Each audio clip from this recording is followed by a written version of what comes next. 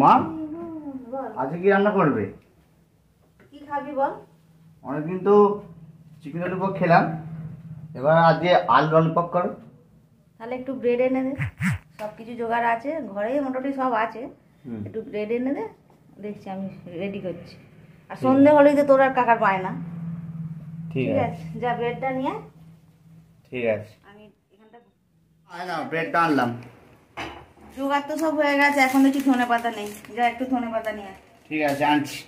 তাড়াতাড়ি যাবি, আসবি। এখানে আমি আলুর ললিপপ খাবে বলেছে আমার ছেলে, তাই সেটাই বানাচ্ছি। এখানে আমি একটা পেঁয়াজ নিয়েছি, দুটো বড় কোয়া রসুন নিয়েছি, আদা নিয়েছি 1 ইঞ্চির মতো, এটা অতটা লাগবে না, হয়তো হাফটা লাগবে। আর দুটো কাঁচা লঙ্কা নিয়েছি, আলু নিয়েছি এখানে, হয়তো আরও লাগবে। তো আমি এগুলো কেটে নিয়ে আসছি। আর ধনে পাতাটা আমার ছেলে আনতে গেছে, সব কিছু কেটে ব্যবস্থা করে নিয়ে আসছি। পেঁয়াজ, রসুন, আদা, কাঁচা লঙ্কা, ধনে পাতা সবটাই কোটা হয়ে গেছে। দুটো কাঁচা আলু আমি এইভাবে লম্বা লম্বা করে কেটে নিয়েছি। আর এখানে আমি 4 থেকে 5টা আলু সিদ্ধ করে নিয়েছি, যতটা লাগবে নেব। আর ব্রেড তো আমার ছেলে এনেই দিয়েছে, আর ব্রেড ক্রাম্বস লাগবে, সেটা পরে দেখাচ্ছি। আর কি কি লাগবে, এর মধ্যে একটু শুকনো লঙ্কা নিয়েছি 4 থেকে 5টা, আর 1 চামচ মতো নিয়েছি জিরে, এটা শুকনো কলায় ভেজে গুঁড়ো। এখানে 5টা আলু আমি সিদ্ধ করে নিয়েছি, এটা আমি ভালোভাবে মেখে নেব। আচ্ছা, এখানে আমি চাট মশলা নিয়েছি, আর বাকি উপকরণ তো আমাদের দেখিয়ে দিয়েছি। লবণ তো লাগছেই, আগে ভালো করে হাত দিয়ে মেখে নেব। এটা হাত দিয়ে মাখলেই বেশি ভালো হবে।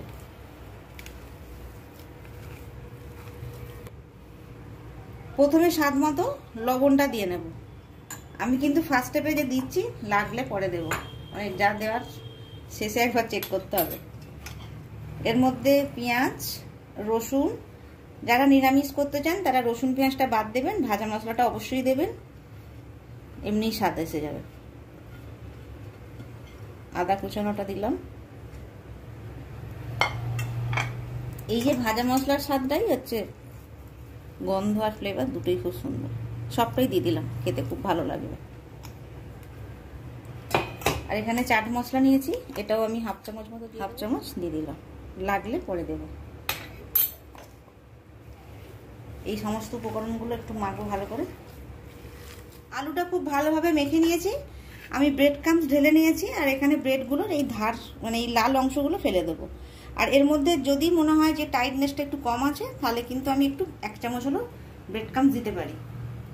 আচ্ছা, এর আমি ধারগুলো একটু ফেলে দেব। এইভাবে ধারগুলো কেটে নিয়েছি। একটা বাটিতে একটু জল নিয়ে নিয়েছি। দেখি আলুটা যদি মনে হয় ঠিকঠাক মতো গোল হচ্ছে, তাহলে আর ব্রেড ক্রাম্বস দেবো না। সাইজটা আপনারা যেরকম ইচ্ছা করতে পারেন। দেখছি একটা করে যদি লাগে। আর এই যে লম্বা আলুগুলো কেটেছি কিন্তু এতে দেওয়ার জন্য, এইভাবে।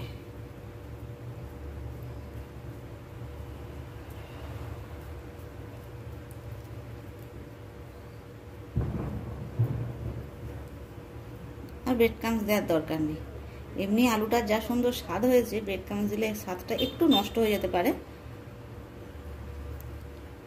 আলুটা যদি আগে থেকে একটু সিদ্ধ করে রাখেন, মানে জল জলে ভাবটা, তাহলে থাকবে না। এইভাবে দেখুন, এইভাবে আগে কটা বানিয়ে নিই, তারপরে আমি এই পাউরুটির যে কি মানে ব্যবহারটা করব সেটা দেখাবো পরে। এটাকে কটা বানিয়ে নিই। কয়েকটা আমি এখন বানিয়ে নিয়েছি। এবার একটা ব্রেড নেব। এই যেখানে বাটিতে জল নিয়ে নিয়েছি,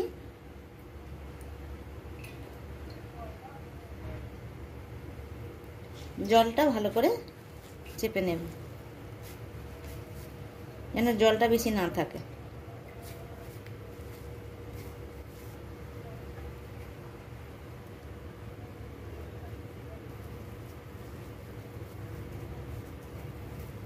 পুরো এটা কভার করে দেব ব্রেড দিয়ে।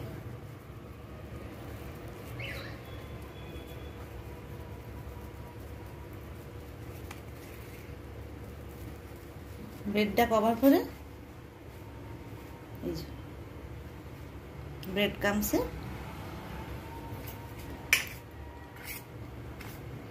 ভালো করে কোটিং করে নেব। এটা কোনো ময়দা কর্নফ্লাওয়ার কোনো যে ব্যাটার বানিয়ে আমরা ডোবাই সেটা কোনো প্রয়োজন নেই এই ব্রেডটা দেওয়ার কারণে। আর তা নাহলে আমাদের কি করতে হবে, কর্নফ্লাওয়ার দিয়ে এটাকে ডুবাতে হবে, তারপর আবার ব্রেড ক্রাম্বস দিতে হবে। এটা এমনি মুচমুচে হয়ে যাবে। বুঝতে পেরেছেন কিভাবে করছি? এই দেখুন,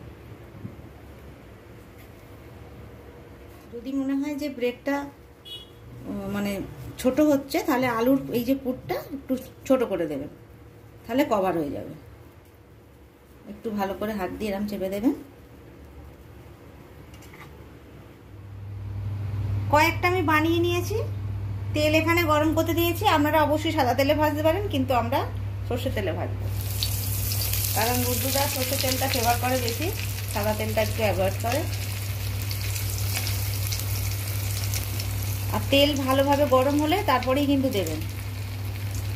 এটা হাই ফ্লেমেই ভাজার চেষ্টা করবেন, বা যদি তেলটা যদি প্রচণ্ড গরম হয়ে যায় একটু কমিয়ে দিতে পারেন। আর যদি আপনারা এই আলু মানে যে কাঠিটা আমি বানিয়েছি সেটা যদি অপছন্দ হয় আপনারা কিন্তু কাঠি দিয়েও করতে পারেন, মানে ললিপপে যে কাঠি আমরা দিই।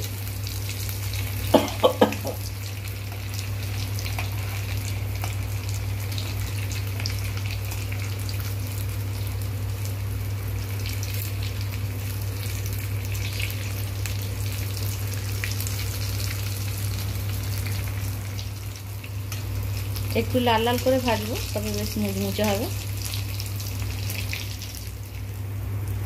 এই দেখুন, এই দুটো ভাজা হয়ে গেছে, একটু লাল লাল করে ভেজেছি কড়া করে, আর দেখে এটা মুচমুচে হবে।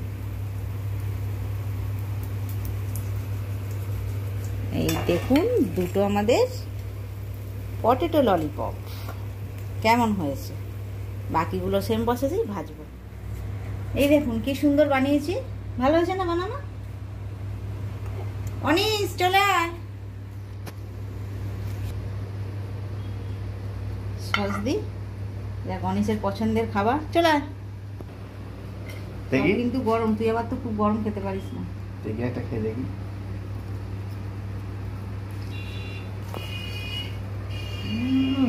দারুণ হয়েছে। একটু সস দিয়ে খা।